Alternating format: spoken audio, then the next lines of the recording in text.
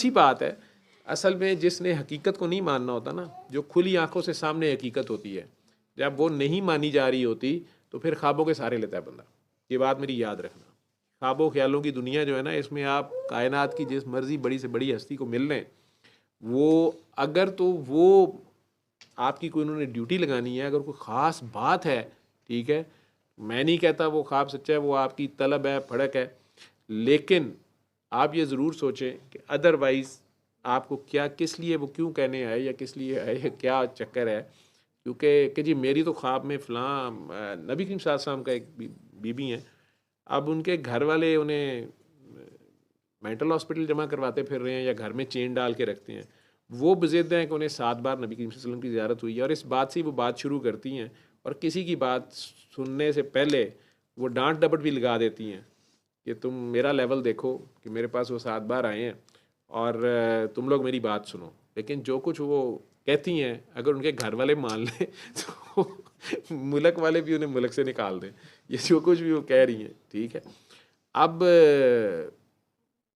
मेरे साथ तो उनकी यही बहस थी, मुझे भी उनके घर वालों ने कांटेक्ट किया, तो अगर मुझे मिली तो उन्होंने बड़ा प्यार भी किया मुझे, सबके सामने उन्होंने कह दिया कि रात को ही सरकार जो है वो 8वीं बार आए हैं, उन्होंने डॉक्टर साहब का बता दिया था कि ये आ रहे हैं।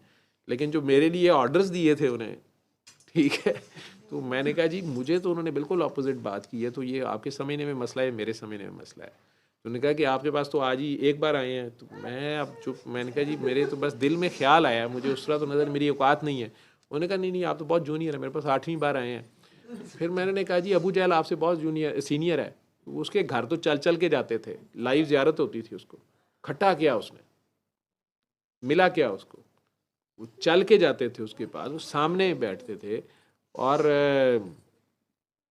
हर वक्त अवेलेबल थे।